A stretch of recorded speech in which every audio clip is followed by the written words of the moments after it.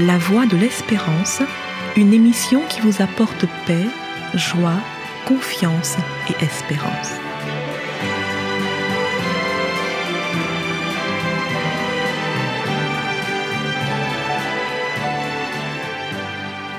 Bonjour la Guyane et bonjour à tous depuis la Guyane.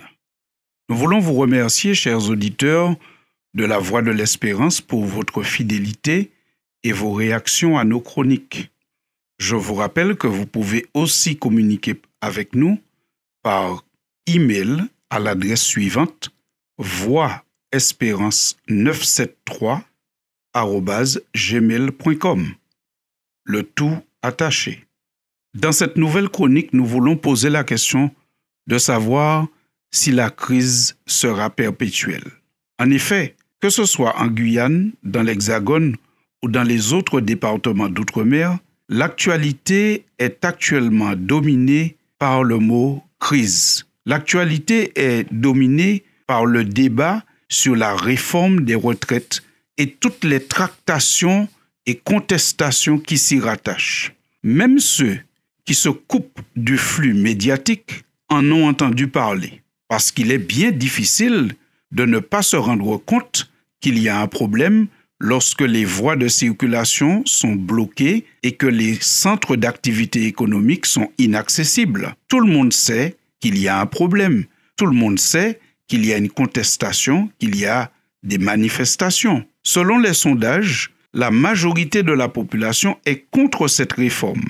Mais la majorité des travailleurs ne sont pas en capacité de manifester d'après ce qu'ils disent, car ils sentent qu'ils n'ont pas la possibilité de se priver d'un jour de salaire pour faire grève, pour aller manifester. Avec tout ceci, nous sentons qu'il y a une réelle crise économique. Après donc la crise Covid, maintenant il y a une crise sociale et économique. Selon l'Institut national de la statistique et des études économiques, qui a publié en mars 2023 une étude, il est à noter que les prix à la consommation augmentent de 1% sur un mois en février et de 6,3% par rapport à février de l'année 2022. Et oui, les choses sont de plus en plus chères, tout est plus cher et surtout, on a constaté une hausse concernant les produits alimentaires. Par conséquent, tous se sentent dans une situation de tension économique. Et la question, donc, je vous le disais en introduction, que nous nous posons, c'est de savoir s'il y a un jour l'espoir d'une fin de crise. L'homme va-t-il rester indéfiniment dans un cycle de crise? Tantôt des catastrophes naturelles, tantôt la guerre, tantôt des épidémies, tantôt la crise sociale et économique. On aurait dit que les crises se succèdent sans prendre de repos, et l'homme non plus n'a pas le temps de prendre de repos entre ces crises qui se succèdent. Y a-t-il un espoir, un jour de fin de crise? Si on se limite uniquement à regarder aux stratégies politiques et économiques, on pourrait avoir des doutes pour répondre positivement à cette question. N'a-t-on pas essayé dans la plupart des pays toutes les orientations politiques et à chaque fois, on a l'impression qu'on se retrouve toujours à la fin dans des crises. Et puis, il y a des crises qui ne dépendent pas de l'orientation politique d'un pays. Ce sont des crises qui arrivent et tous en subissent les conséquences sans pouvoir rien y changer. Quand un volcan décide de gronder, est-ce que c'est une décision politique? Par conséquent, la question des crises qui se succèdent et qui viennent compliquer la vie de l'être humain, nous avons bien l'impression que ça dépasse la sphère politique, socio-économique. C'est pour cela que pour apporter une réponse à la question « Y a-t-il un espoir de fin de crise un jour ?», nous ne nous limitons pas à la politique, mais nous allons aussi vers la Bible. Et dans l'évangile de Jean au chapitre 14, à partir du verset 3, Jésus déclare à ses disciples « Et lorsque je m'en serai allé et que je vous aurai préparé une place, je reviendrai et je vous prendrai avec moi afin que là où je suis, vous y soyez aussi. Fin de citation. Jésus fait donc la promesse solennelle à ses disciples, au moment où il termine son ministère terrestre, de certes partir pour rejoindre le Père au ciel, mais de revenir pour que ses disciples vivent dans d'autres conditions. Et dans le livre de l'Apocalypse, nous avons encore cet éclairage sur cette fin de crise, puisqu'il nous est dit au chapitre 21 et au verset 1er, « Puis je vis un nouveau ciel et une nouvelle terre, car le premier ciel et la première terre avaient disparu. » Fin de citation. L'apôtre Jean, qui est l'auteur du livre de l'Apocalypse, a donc cette révélation, il a cette vision, il a cette projection dans le futur qui lui est donnée par Dieu, qui lui permet de voir une terre restaurée, une nouvelle terre, une terre où la justice habitera, où il n'y aura plus cette succession de crises. Il décrit encore un peu plus loin cette terre qui est l'espérance des croyants en disant au chapitre 22, cette fois-ci du livre de l'Apocalypse, il n'y aura plus d'anathème, ce qui signifie il n'y aura plus de malédiction, il n'y aura plus rien qui soit maudit, il n'y aura plus rien qui soit une difficulté pour l'homme. Ce sera une terre d'apaisement, une terre de repos, une terre où les crises ne vont plus se succéder, mais ce qui va se succéder, c'est le partage, c'est la grâce, c'est la bonté, puisqu'il dit encore, il n'y aura plus d'anathème, il n'y aura plus de malédiction, mais le trône de Dieu et de l'agneau sera dans la ville et ses serviteurs le serviront.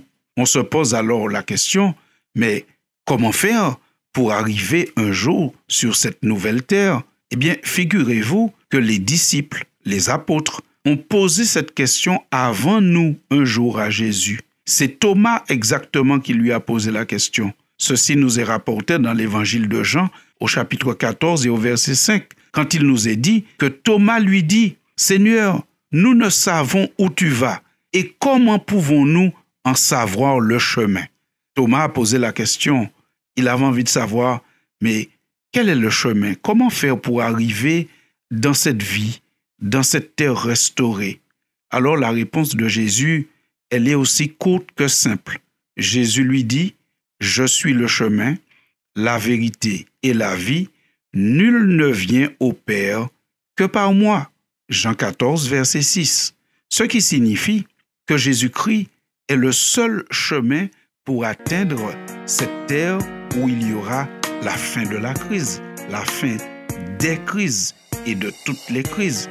Jésus est le chemin. Cela signifie qu'il est venu non seulement pour nous montrer un modèle, mais qu'il peut, de là où il est, nous fortifier, régénérer nos forces, afin de nous permettre d'avancer pas à pas vers cette espérance. Chers amis auditeurs, il est certainement bon que les humains que nous sommes puissent continuer sur cette terre à améliorer notre sort, notre vie, que nous puissions continuer à collaborer les uns avec les autres pour améliorer la situation du plus grand nombre. Mais nous voulons nous rappeler que notre espérance ultime de fin de crise, c'est le retour de Jésus et l'établissement de son royaume. Que chacun de nous donc trouve le chemin qui mène à cette terre restaurée. À bientôt, chers auditeurs. Là tu retrouveras enfin le sourire. Tes larmes disparaîtront et la paix inondera ton cœur. Oh, je sais qu'un jour tes larmes, elles ne courront plus. Oui, garde l'espoir, garde la foi.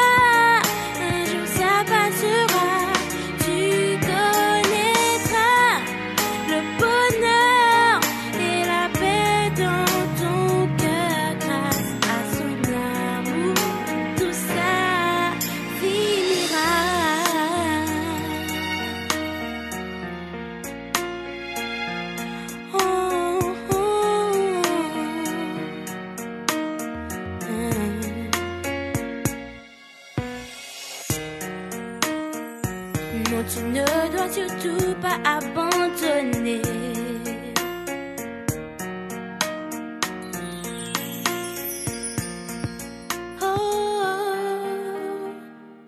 C'était La Voix de l'Espérance, une émission préparée par l'Église adventiste du 7e jour. Si vous désirez avoir une copie de la causerie d'aujourd'hui, demandez-la. Elle vous sera donnée gracieusement. Écrivez à La Voix de l'Espérance, boîte postale 169 97 324, Cayenne, CEDEX, ou téléphonez au 0594 25 64 26. Merci chers auditeurs et à bientôt.